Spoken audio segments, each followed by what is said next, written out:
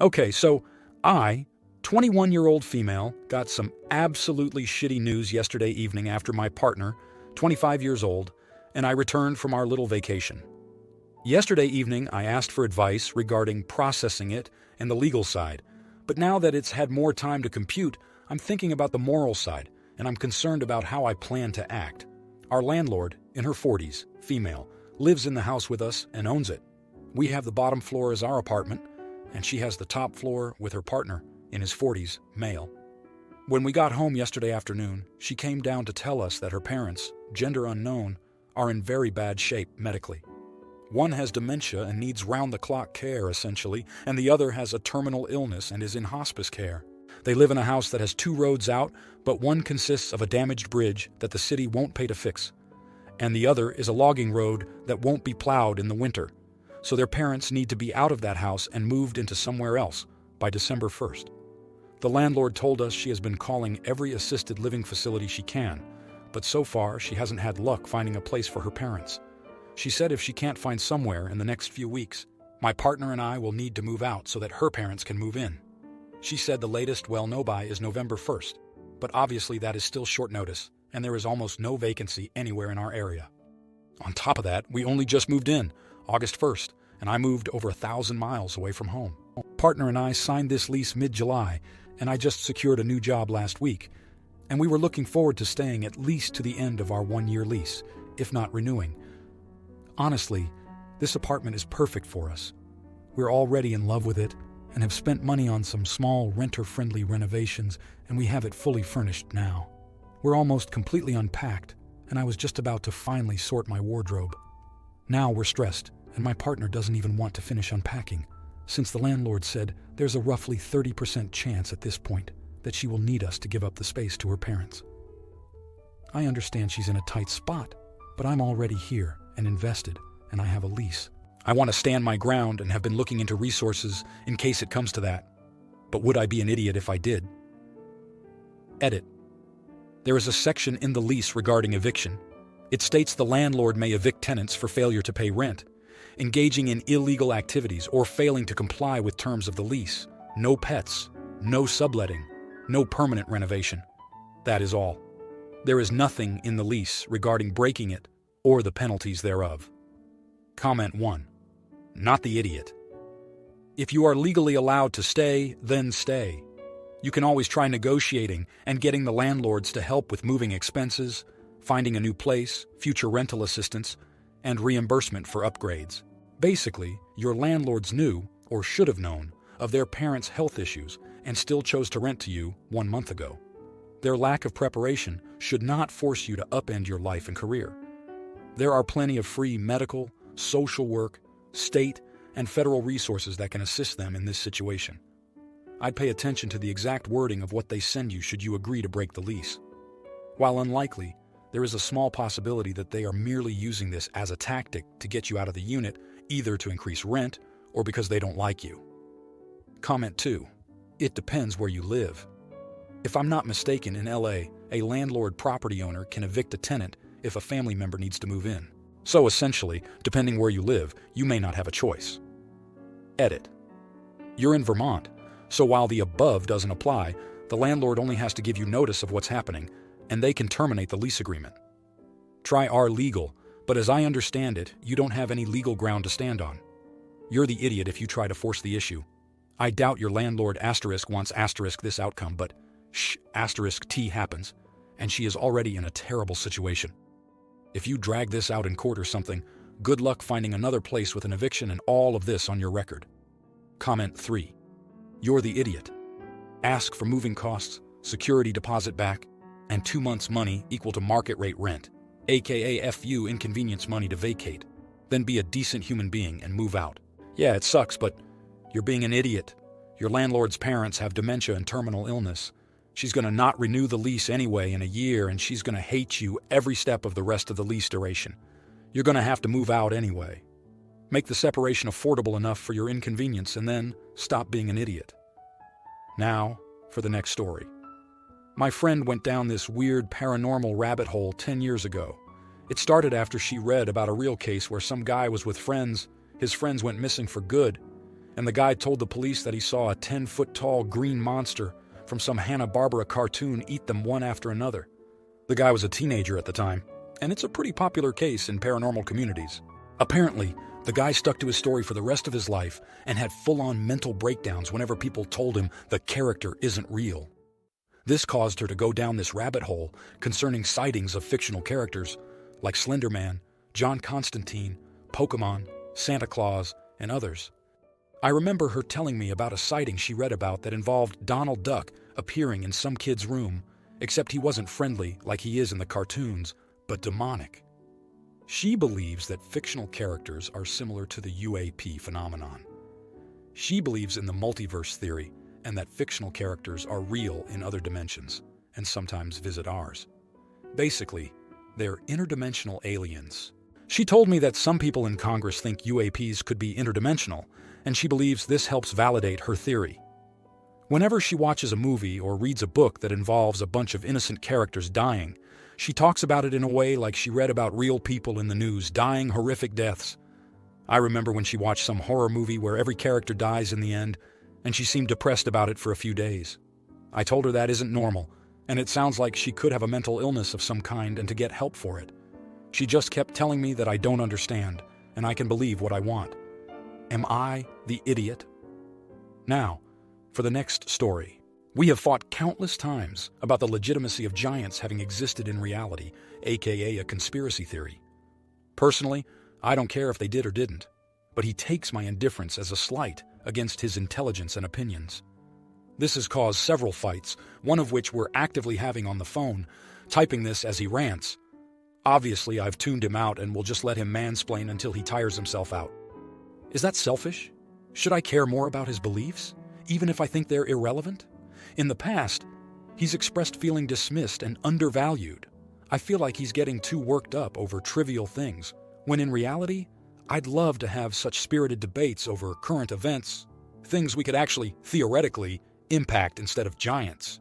The action I took was threatening him with, if he brought up giants again, I would not speak to him for 72 hours. I know very childish, but I'm truly at a loss for how to better communicate that I am not open to discussing this further.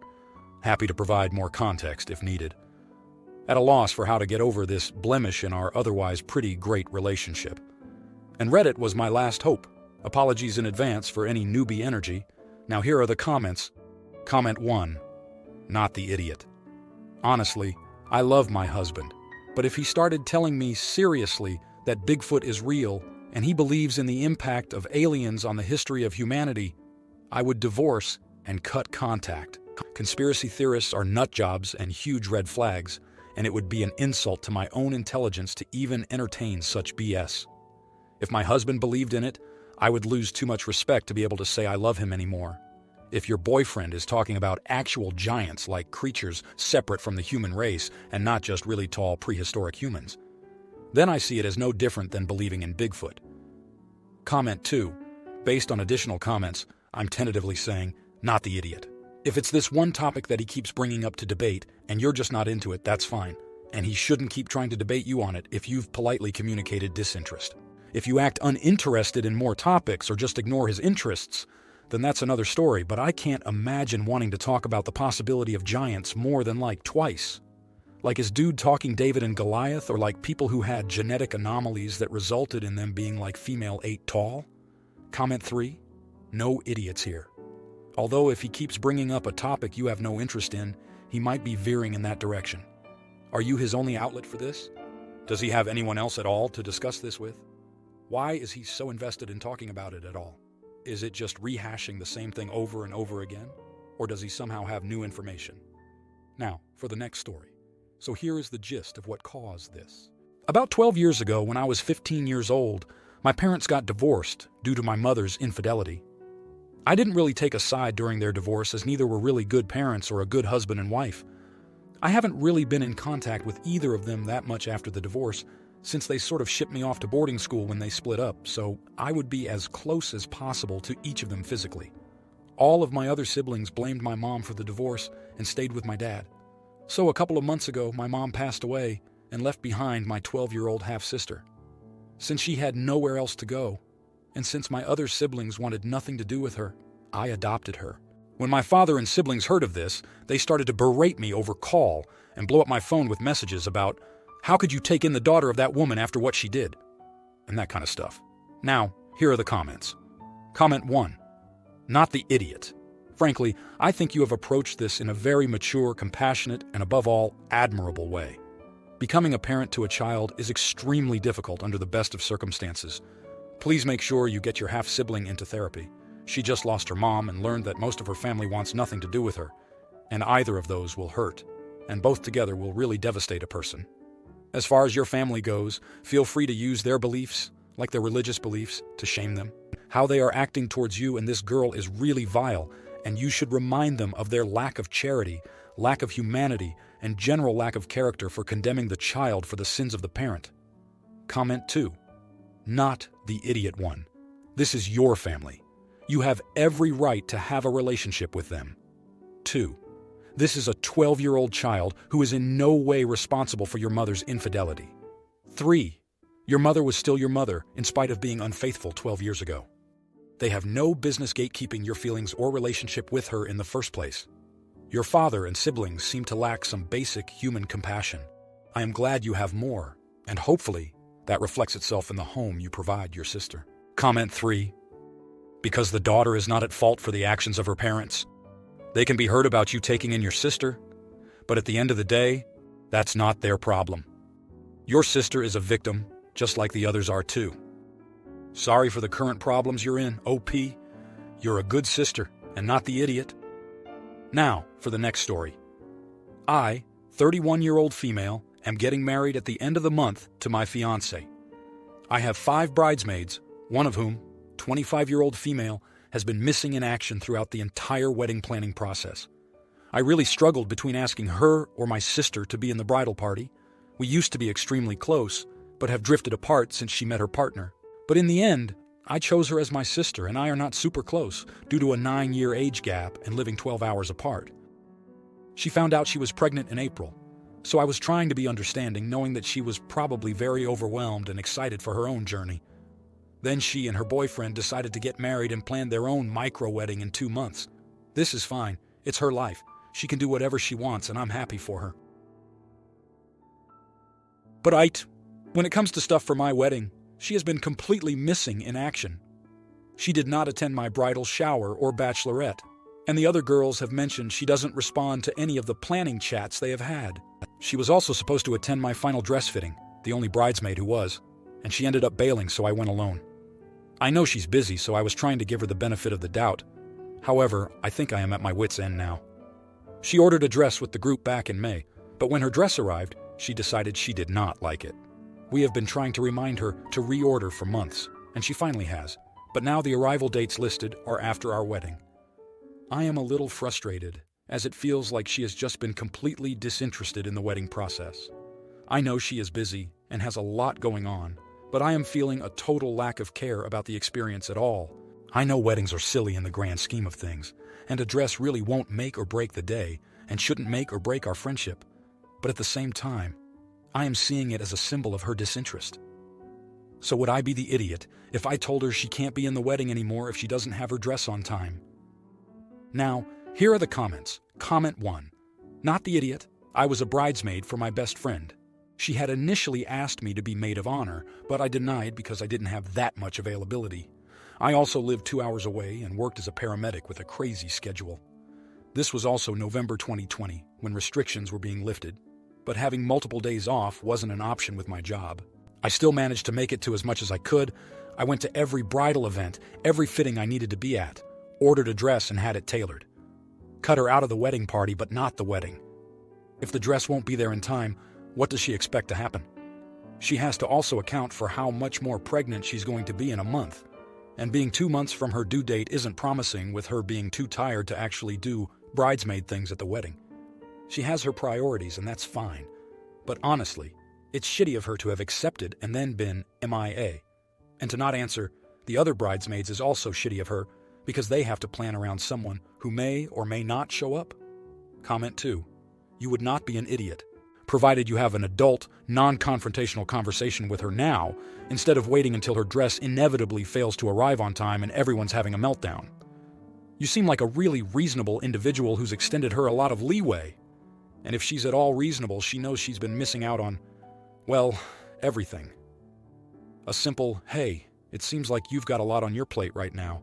I still want to include you, but I think this event would be lower stress for both of us if you attended as a guest instead of as a member of the bridal party, will suffice.